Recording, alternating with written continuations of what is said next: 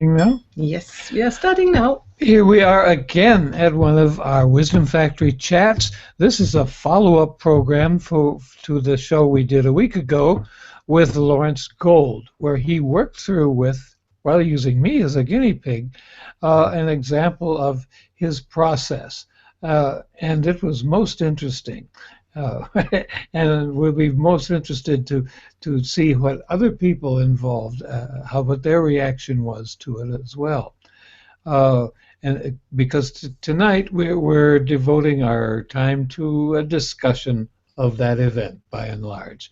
And by we mean me, I'm Mark Davenport, and here I'm Heidi Hörnlein. And this broadcast is about chatting about Integral and about the Superhuman Potential course by Ken Wilber, because most of the people we did the chat all the time these last 5-6 weeks were graduates of the course. And by the way, that's here in the lower third, but it's up. Oh, what side is it? I never know which side it is. There is a link because a new course is starting. And if you want to participate, click on the link and register. You get the free download of the first presentation by Ken Wilber, and then you can register for the course. In case they have trouble reading that, what's it say? bit.ly super potential. bit.ly/super potential. Yeah. Okay. So that's one thing. And announcement, still another announcement in about exactly 3 weeks. We will begin the second season of the Wisdom Factory broadcasts. Not the chats, but where we invite people who talk about very, very interesting topics. And in the next few weeks, I will post about it and give you a preview. And you know, one of those people is going to be Lawrence Gold. Ah, yes. Yeah. Because all the season is about wisdom technologies. And as we have seen last time, this is really a wisdom technology. So Lawrence will be present as one of the contributors to our show. And now we have to introduce ladies first. Ladies first. We have also Monica Santos from Sao Paulo, and we also have Marcus Dieterle, who I'm actually meeting for the first time right now. All right. I have seen him quite a bit, and we were in communication, and he is from Germany. He is still living in Germany, not like me. I'm gone away, but he is still there. Right. So Marcus is a very faithful listener of our shows, and he was here also last time, and I invited him to participate today and to tell us a little bit how it was for him. And you know, and Monica, I don't know you, if you had have had the experience, but you had other experiences with Lawrence, because Lawrence is doing these things also privately in a Hangout. No, not Hangout. The other thing. Skype. Yes. Whoever is using Skype. Okay. He's doing that with a group of people who have participated in the course, and so Monica knows about these processes. And today, we just want to talk about it. How was the process? What it is about? How does it work? Yeah. You know, we didn't actually introduce Lawrence in case this is new for somebody. Yeah. Oh, do it. Okay. Oh, this is Lawrence. Gold, not silver. Gold. Yes, Lawrence is in Santa Fe, New Mexico, and he has developed a really powerful, I would call it a release practice, and I think he would call it something else. But in any event, I have been the beneficiary of these procedures on a couple occasions recently, and I'm quite amazed at how powerful they are. And so I'm here at least as a testimonial, maybe actually as a decent interviewer. I don't know. We'll see about that. Oh, you're so modest. So you go on. Okay, and so I've been waiting for a chance just to talk about this procedure, to hear what other people's experiences are, and to get some idea of the theory behind it. because it feels almost like magic. And I don't have anything against magic, but when I tell other people it's almost like magic, they seem to think maybe I'm out to lunch a bit, So if we could get into some of the theory behind how this works, Lawrence. Afterwards. First, we asked people. Yes. About their experience. There we go. So I don't know who would like to speak. I think we ask first Markus because he's new and he has, the others we have already heard. Oh yeah, we've heard the others. Yeah. Okay, Markus, go ahead. Tell us, what was your experience with Lawrence's procedures? Well, it was quite interesting, actually. I tried to focus on one thing that I should let go of, and when I was doing that and really trying to relax and think about it, well, other things came up, and the things that I've first focused on were, well, disappearing somehow. So, so I quickly went through a succession of different topics in a very short time, essentially. And well, I really had a hard time focusing on any one thing for a longer time. And what I found the last few days or so, some things that I did actually became easier, and I was able to do some things that I had essentially put away for some time and that I wanted to work on. And so this was a nice side effect, and I think it was due to this release and relaxing. Wow, that's big. Did we rehearse him? Did we ask him to write this as a testimony? We paid him $1,000. Okay. I haven't had the check yet. Yeah. All right. The check is in the mail. Yes. No, this is really amazing. Yeah, so. Yeah. There's this contagious kind of effect that the procedure seems to have, even though he was. Lawrence was not working with you directly. There still was this, what do you call it? This interaction. This, I say contagion, but I know there's probably a better technical term. Would that be what Ken talks says psychoactive? Psychoactive? Is that one? That's a good question. Maybe, yeah. Yeah. Would you call it psychoactive, Lawrence? The effect? Not only would I call it psychoactive, I've labeled the blog pages containing the write-ups, attention, psychoactive. Yes, you did. That's right. See, I was asking a dumb question. I knew the answer. Yes. Oh, well, see, then I again. didn't, because I haven't read anything. No, you haven't. You didn't share it with me, did you? The inner couple communication. We sit 10 feet apart all day long, but anyway. Okay. Maybe we can go into the details later. For instance, you are saying, Markus, that you couldn't focus on one thing because it sort of slipped away, and I would like to ask Lawrence to give a little bit the background for that, because I remember him saying that this can be the case, that people don't remember anymore, So, what's the problem? What's the problem? Now, what was I concerned about? Yes, let me see. I would like to ask you later, Lawrence, how these things work. What is it that they work? But first, let's talk to Monica. Yeah, Monica, you've had some experience with Lawrence. How has it affected you? Yeah. For me, it was very profound too, and I did. I think, with the first experience with Lawrence in the group, and for me, when I was doing all that practice, the things that make me suffer just disappear. I think that there are some magical words, and when he told it's matter, and I integrate these things with my feeling that I located, that I give shape, that I give form, and it doesn't matter anymore. And just like that.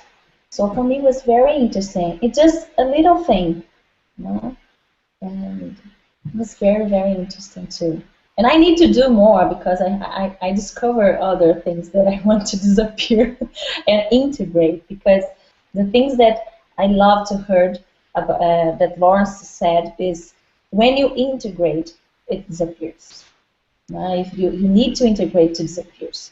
And things that that I didn't look at in the I don't know, the right form, or to see in another perspective, stay there, and it's giving much space. It's things that you know make me uncomfortable. And now I think this particular things that I had was it's gone. No, I don't think it's in me. So it didn't reappear, not for a moment, No, because not you for now. first. You can talk about that. Yeah, that's curious, because my experience was a little bit different.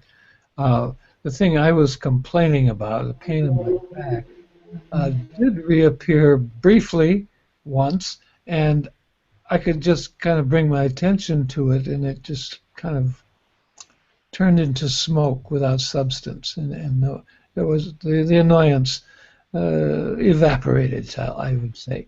But another time, very interestingly, I was having rather nasty thoughts about somebody else when it appeared, you know. And Lawrence suggested to me that that's because we're all connected, you know, and the nastiness directed at another person was also directed at me in some way, if I'm not misquoting you, Lawrence. I didn't know about that. Can you tell me a little bit more, because I don't understand what you mean? Oh, maybe this was on the other show. Anyway, yeah, I did have a recurrence of the back pain at some point, but it happened when I was having rather nasty thoughts about another person. Okay. You first had the thoughts, and then you had the back pain. I believe it was that order, yes. Okay. Kind of simultaneous, but if one came before the other. And then the back pain, what did it do? Oh, when I realized what was going on, and that there was probably an association, it went away too. And I don't remember the nasty thoughts either. So, hey, double win. So, yeah. Okay, open to you for questions for Lawrence. Who has to ask something? Yeah. In my case, Mark, it was not physical things, but irritation about my nephew. I don't know what's the words in English, but in my stepson. It's correct? Yeah. And I think it was that every time he came at home, the messy and the other things, and the lack of responsibility. And I'm not a mother. I'm not their mothers, but I had so many responsibility about them, and that I feel so irritated about the attitudes and the so empty inner words that I see about them, that I just see this discomfortable feeling that it's not mine. I don't have this. It's not matter for me. I have love. I desire the best, but they have parents. They have persons who need to help, and I don't know. I feel more relieved about this, because I think that I I gave so much attention and focus about this irritation, and now I can do my role more softly about them, and to expose my love and my care, with in a way that is different. I think it's more healthy. This is very interesting. That's wonderful. Yeah, very interesting. So you're getting along with them a lot better, and I imagine they feel better about it too, huh? Yeah, that's it. Good. Yeah. So Let's go to Marcus if he wants to Yeah, ask some sure. questions, because it was interesting, your experience you told us. Well, I don't really have some questions right now, but I think I go back to the experience and really try to work out some other things that have come up since then. So right now I'm under a lot of stress through my work that I do, and I think it's really good to do this exercise and really try to work on some of these points. Because one thing that really that sometimes gets me crazy is when I'm working and trying to concentrate on one thing, and then I'm interrupted by other things that are really, really important. And so every 10, 15 minutes or so, the same thing happens throughout the day. And really, well, it's really hard to cope sometimes. And I think doing this exercise and maybe even integrate that for a few minutes each day might make a huge difference to just make the whole process easier. So when I understand it right, that your inner attitude towards your life changes in some way, towards the stress changes. It doesn't get you so much. Yeah, exactly. I really can handle it in a different way and can look at it from a different perspective. And so essentially, if you will, taking a few steps back in my mind and really thinking about it, well, do I have to do this now, and do I have to really stress myself out over it, or can I just lay it off for a few minutes and take a few deep breaths and continue in a calm and professional manner after that? Right. I see. I have to do the process yet, because the other time I had to direct the broadcast. I didn't really do it, and I hadn't had time yet to do it with really depth. But you inspire me to do it, because I sometimes feel like there's a little stress, and then comes this, and comes this, and comes this, and then yeah. I will try it out and let you know. So, Lawrence, this magic.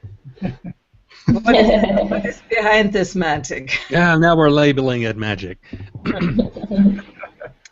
I'll tell you a parallel story that comes to mind because the word magic is involved and because somatic education is involved.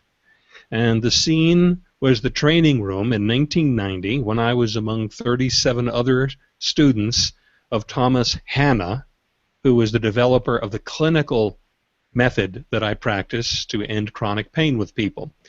Here we are in a circle of chairs seated around him.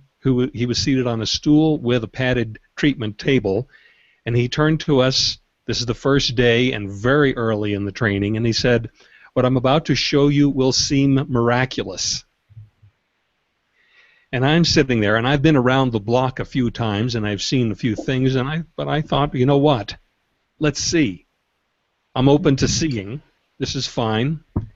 So I sat there while he called for a volunteer, and he did a procedure that involved a major shift in the person's movement and posture. It took about 30 seconds.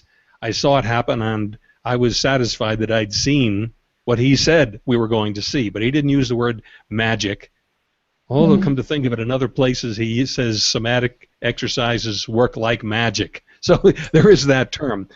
There's a saying by some prominent science fiction writer that to a person facing a more advanced culture, the commonplace things of that more advanced culture are indistinguishable from magic by the person from a less developed culture. Yeah. So the word comes in. But actually what we're working with is some basic functions of all living beings that give substantiality, give solidity, or the sense of solidity to experience, which we then call reality. But actually, the solidity of reality does not come from external reality. The feeling of solidity comes from ourselves and is projected or attributed to the content of our experience of reality. So if you're listening to this call, let's say that the sounds seem substantial and real, the room you're in seems substantial and real, you to yourself seem substantial and real, and the central source of that feeling of being real and substantial is the combination of these four functions, which are attention, intention, memory, and imagination. And later we might do a little process in which I demonstrate how that works. Right now I'll just talk briefly about this. The way we operate in life is based in remembered patterns of perception. That means how we know what's what things are, and the memory of actions we have programmed toward those things. So if you see a cookie, you're likely to have a pre-programmed action, eat it. You usually don't have the pre-programmed action, flip it like a frisbee, right? The cookie seems real to you because of your automatic remembered responses tied in with your perception of the cookie. It's the combination that gives it a sense of solidity and reality. If you dissolve your grip on any one of those four or all four, your sense of cookie disappears. You may still see the cookie, but it will have no force in your experience. Yeah, And that's true of relationships. Mm-hmm. It's true of everything. this makes sense. It just comes to my mind when people are so much against, ego. You have to get rid of the ego and stuff. Yeah. When you really get rid of the ego, you don't know anything anymore, because it's the structure, the psychological term of ego. I think it's what you are talking about that gives us the perception of who we are and what reality is.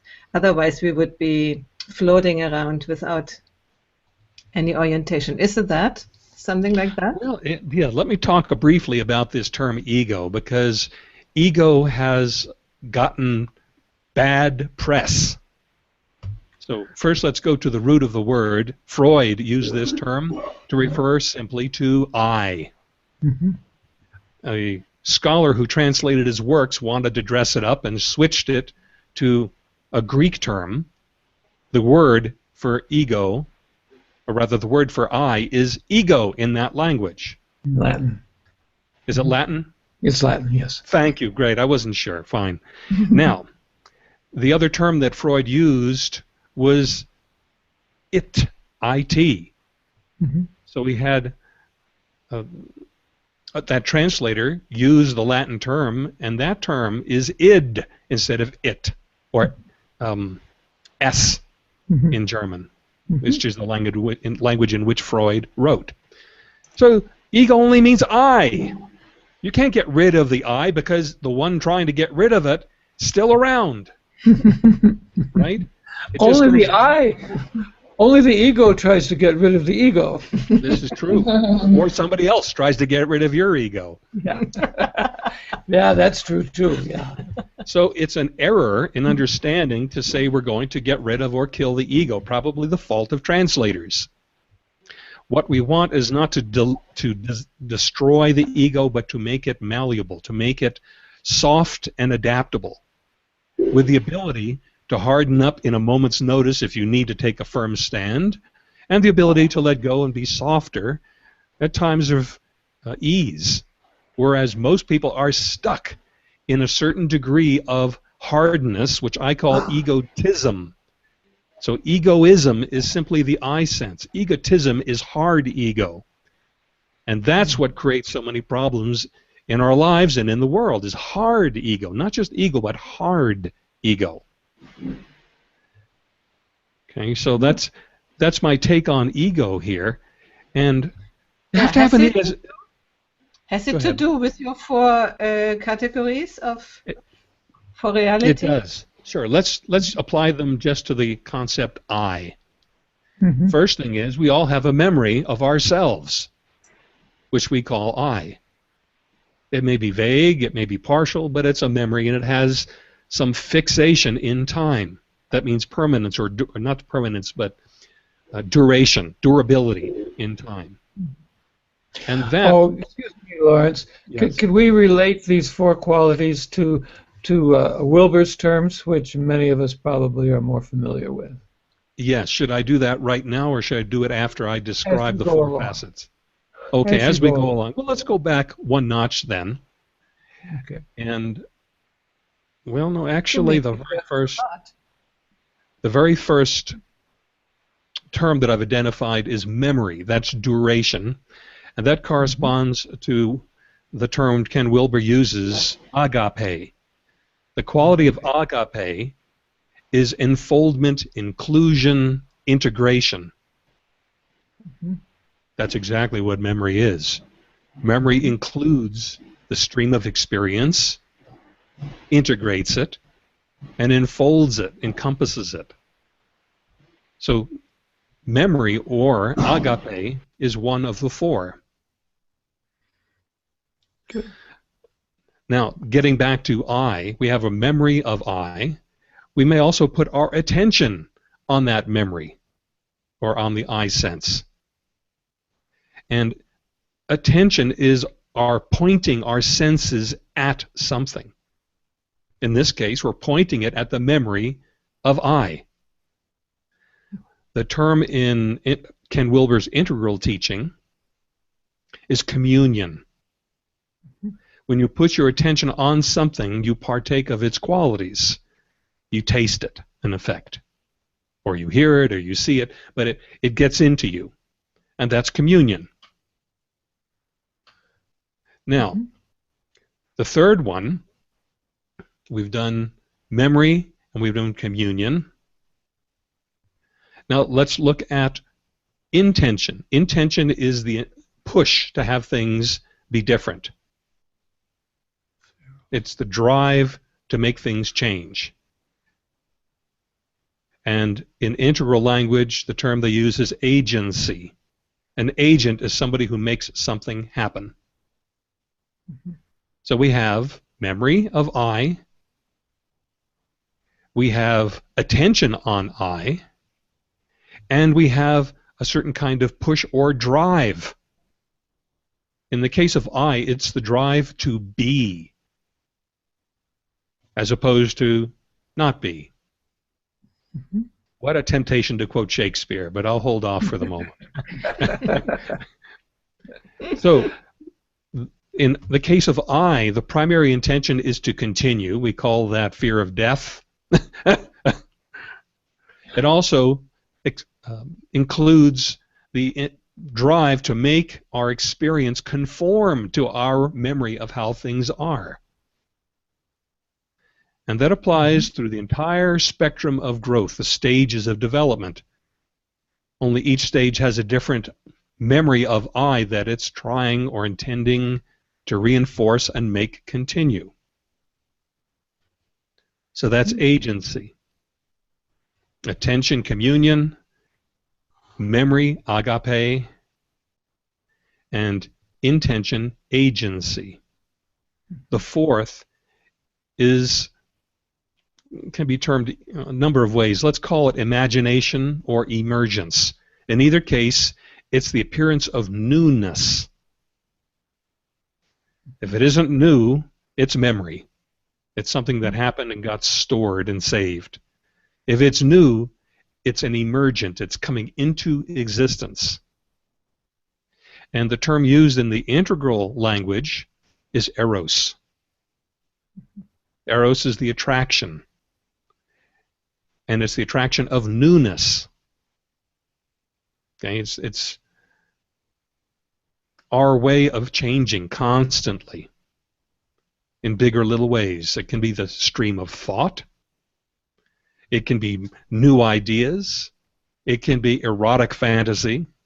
It can be creative impulse. Something comes into you, an idea that you want to make tangible. You want to make something happen with it. Eros. Or imagination. It's a nice Walt Disney term. I like that term. But emergence is another. So those four make up our sense of self, of world, and of other. So the person that you think you know, the feeling of knowing isn't in them, it's in you. It's your memories of them. It's your accustomed way of behaving toward and around them. It's your putting your attention on them and experiencing them. And it's the ever-renewing newness of their behavior, which is always to some degree unpredictable. So can I come in? Perfect. Can I make the translation? Do you say translation? I don't know the word. So what you are saying about others, how we perceive others, the same thing is valid also how we perceive ourselves. Exactly. Mm-hmm. So going back to the eye sense, we may notice that our eye sense is never exactly the same from moment to moment. It's always changing. Emotions are changing, thoughts are changing, physical sensations are changing, subtle perceptions of our environment are changing. Constant change is necessary for things to continue to exist. If anything stops changing, it disappears from your attention. Yeah, excuse me. I invite everybody to ask questions because he is giving quite strong statements, you know, saying that without change, no existence. I mean, this is not little. That's a big thing to say, yes. It's a big thing to say. So please come on and protest or ask questions or whatever. Please do. Mm-hmm. But you're not required. No, it's not obligatory. Should I go a little more into that statement? Well, that was an intriguing thing to say. Mm-hmm. Okay. Yes. There's an exercise I once saw in the World Book Encyclopedia under Vision. They had a little graphic image, and they said, gaze at this image for 30 seconds, and then when you look up at a wall, you'll see it in its inverted or opposite colors. So I did it, and I noticed that if I gazed very steadily, it started to get indistinct, and then it vanished completely. Mm-hmm. If I moved a little bit and changed the angle of perception by the slightest degree, it would come back. Yeah. If you perceive it steadily, it disappears from your perception. It's why women who wear perfume cease to smell the perfume. Mm-hmm. It's how people get used to each other and don't really see each other clearly except for the parts that change in each other. And we don't see anything around us because we're so used to it that we even don't notice it anymore. Sure. People live near the elevated railway in Chicago. Is it Chicago? I think it is. Yes, the L is in Chicago. Okay, the point being, they move into a new apartment which is like too close, and pretty soon they're not noticing the noise anymore. Mm-hmm. So what doesn't change disappears from our perception until a change occurs. The change may occur in the thing that we're looking at, or it may occur in our own process. That is, our attention may shift a little bit, or we may move a little bit. Something's got to change for it to continue in our experience. Now, I'm not going to make a jump quite yet into the total universe, but I want to. Feel free, though. I will, but right now we're just delineating basics. We're just going to basics. Okay. It happens that those four faculties, attention, intention, memory, and imagination, or eros, agape, agency, and communion, same thing, have a corresponding function or attribute in the inanimate universe, in the cosmos at large. You know, don't go into it because we have only 15 minutes, and you wanted to to give us some other example or explain the magic fully. Right, I mean, you are nearby, but the conclusion is missing. Right. Okay. So we'll go back to the other. My point being, though, is that those four qualities seem to be universal and all-pervasive. Animate, inanimate, self, other, and world, I, we, and it. They all have those four functions, but the languaging for each is a little different.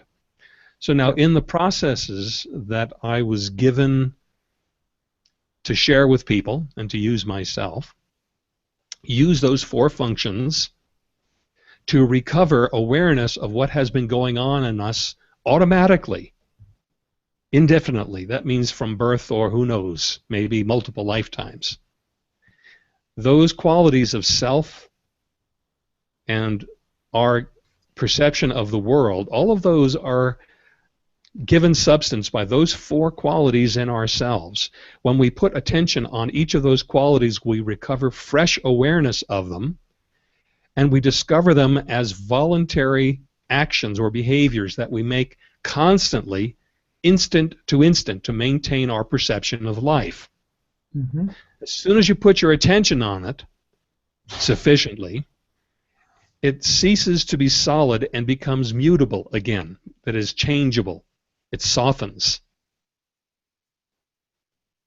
And as soon as it softens, it loses its gripping force on us, and we see the kinds of changes that Monica and I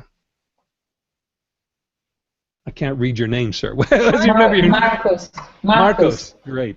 That Marcos reported and that Mark reported.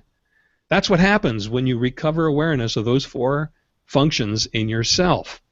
The mere attention on it is sufficient to loosen it for change, provided you get all four.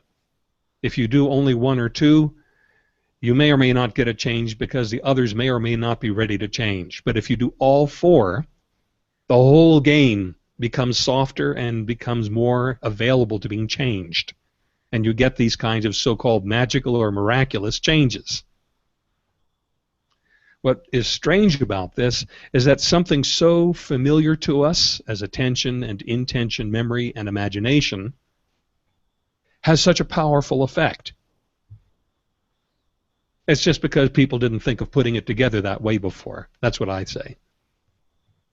And so just go ahead, Monica. Yeah, no, I want to share a personal, something personal, to put in this theory and to see in a practical way. Let me see. I know that I have a big anger with my husband when he do something that he knows that I don't like, and it's activating me an aggressive way, and it's very big. And I know that, and if I put this in these practicals, I need to put attention to transform this feeling about the things that in my head it's for to defend myself or to put limits to be respected.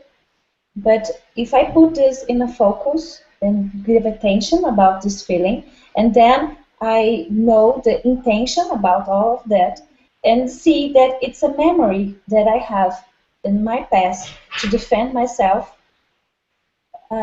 could be disappear because it's not imagination. I know that it's a memory, and then it's going to be smaller and smaller and smaller, and could be disappear. It's like that.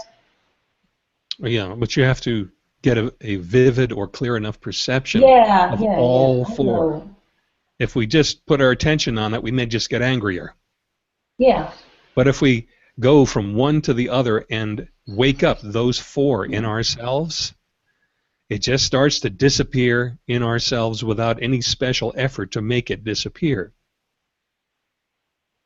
Yeah, Which, because okay, go ahead. that's why I developed the procedures the way I have, is to give people sufficient exposure to those four in themselves that things start to change. If you just do it superficially, Yeah. but if I you do did, it, yeah, Lars, I did that, but I think it was very sufficient because when I get in the end, I don't know, that it's a memory or go smaller, smaller and smaller, is disappear. It's true and true. I don't think it's go so deeper to disappear because it's not disappear. It's in me and it's big. So I don't know because I try to do by myself, and I think when we are guided, it's much more powerful. when we are Guided, guided, coach. it is, yeah, because your attention, when you do it by yourself, is divided between giving yourself the instruction and carrying out the instruction. So your Hmm. intention is diluted. So it's easier when you're coached, at least in the beginning. Yeah, But when you get more familiarity and more practice, and you're not working so hard at remembering the step, yeah, yeah. That's you have true. more attention available to it, and so you'll get more done. That said, there are some conditions that are what in the Zen tradition they call deeply ingrained habit. That may either require multiple repetitions or cycling through the one procedure I've taken people through, or for very deeply ingrained, crusty conditions, another procedure which is extremely powerful, much more so than the gold key release. And I use that to deal with deeply ingrained core stuff in myself. It's called the middle way memory matrix ritual. Much, much longer than gold key, much deeper, much more powerful, and useful because it can get you through things that are just really difficult to manage otherwise. Hmm. So I don't think we do have the time today to do any of this stuff because the 45 minutes are up. I think we just make a round again between all of us and say some, let's say, takeaway of the last two sessions we had with you and today with additional explanations. Is that okay? It is. Would Okay. you like me to put links in to the pages Sure. that contain the instructions? Yes, please do.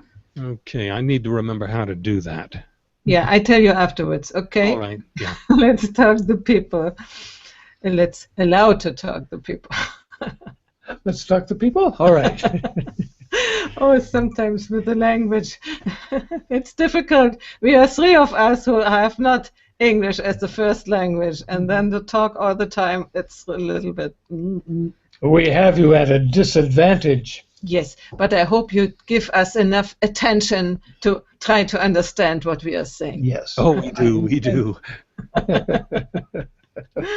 Okay, who wants to start? Final word. Nobody says here? No, no final words. Oh, come Lady on. first, lady first. Okay, I can do it. Well, the more I know and the more I learn and the more we speak about it, and I heard it's better to put all of this, integrate all of this inside me to understand more and to realize that it's not a magical or miracle. It's repetition and profounded. And so that's it. I think it's give to me more desire to know more and to practice more. So I'm out with a taste to I want more. and that's it. So it's wonderful, joyfully to stay with you here. Thanks a Lawrence, we'd be lot. happy. Thanks, Lars. Thanks, Lars. Yes, we know somebody who can give you more, actually. Mhm. Sitting there with a With- rosa pink shirt. Mhm. Uh-huh. Yeah. Oh, thank you. Okay. Markus? Yeah, I think for me, sort of a takeaway is really coming back to the idea that everything that we call reality, we actually create within ourselves, and by that we can actually work on it and change it as we see fit. So if something doesn't really work for us in some way, we can find ways in order to change that and change ourselves in the process. So that's an interesting thing. Very, very good. Thank you. And thank you, Markus, that you showed up here inside the film strip today to share with us. Yeah, no problem. Yeah. Good. Ladies first again. Ladies second, are always ladies first. third. I would like to say something too, because I am trained in, let's say, similar modalities, but what I'm seeing now, without having had the direct experience, but what I'm hearing, I see that it is much more integral. It's much more complex, what you are doing, and to me comes also the desire to learn that and to integrate it in my work. So really, thank you, Lawrence, to bring it with this impetus. Do you say impetus? Yes, he's so passionate about it and brings it out. I thank you very, very much that you came forth with it, because if you had stood behind, invisible, we wouldn't even know it. You know, just chatting with people. Yeah, it's nice. I do that and I do that, but whoever knows what you really do. So this was a good thing that you came out and showed what the techniques are. Really, thank you very much. I want to second that about you, Lawrence. Your articulateness and your absolute clarity about what you want to say and how you say it. You know, you're writing a textbook as you speak. Sometimes, you know, it's so clear and precise. It's greatly appreciated, and I'm really glad to have had a chance to look at the theory in a little more depth with you tonight. I had no problems, you know, saying, hey, what happened with me that it works so well with my back, for example. I can just absolutely accept that and realize that, yeah, new technologies are like magic to the uninitiated. And that's wonderful. I don't mind magic, by the way. It's fine. You know what? When we first talked with Lawrence, I think it was the second or third chat, he was alone with us, and he actually talked about that, but we sort of didn't get it yet. Yeah. And now we sort of get it. We sort of get it. Yeah. Thank you, Lawrence, really, for bringing it forth. You get the last word, the very last word. If not, it is the dog behind me. He might have the very last word. Well, all right. So some of you may know that I have been intent on major shifts occurring in world culture. And we know why. We just read the newspapers. And some time ago, I questioned myself, what could we do that would cause a rise of intelligence on a mass scale in this world? And along with that question came this procedure, or the ones that developed from it. And I see that if people start using this and discovering how they can change in themselves and change their lives without having to change the circumstances, and they see the potency, and they start getting excited about it, and they start telling friends who start experimenting with it a little bit, and then realize how effective it is, this could grow exponentially. That means an explosive growth through world culture in which people are empowered to make changes without having any experience of loss, which is one of the things that's true about this. There's no sense of having lost something in doing these processes. Lost the pain, maybe, but we are happy about that. That's true. That's true. But we don't feel it as a loss or a deprivation. We feel it as a liberation.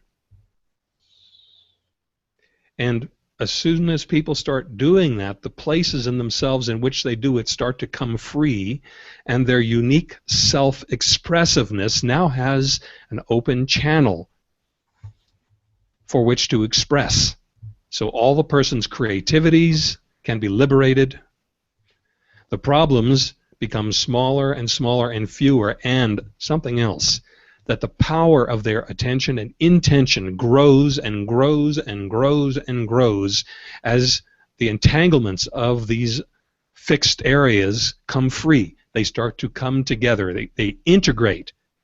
And it is so truly integral. As that happens, a person becomes more and more powerful, at the same time more and more at rest in themselves. So it's power not from effort, but from the removal of obstructions. Mm-hmm. So that's where I'm going to leave that idea. That's wonderful. Wonderful, and this comes together with the course we did, the superhuman potential, because that's what you are talking about. What potential we have at the moment, it seems the human potential, and that's it. But we have much more, and your processes have the capacity to get us up to the superhuman potential. By the way, there is the link. Go and do the course, because it's good to hear also the theoretical part on these works. So thank you, everybody. And you're getting the last word. Oh, I'm getting the last word. Did you? No, I just noticed these things. We are the hosts. We have to close the podcast, haven't we? Is there anything we're missing? Any announcements or any announcements? No, come back next week. It's still the informal chat for other 2 weeks, and then we will have the first is the 6th of May, and there will be John Dupree with technology, the wisdom, how you can enhance wisdom in the world with technology, real technology as normally is understood, technology. Hard electronic technology. Things like that. Yeah. So be in touch and curious, and we will see you. Bye-bye, and thank you. Thanks, everybody. Bye-bye.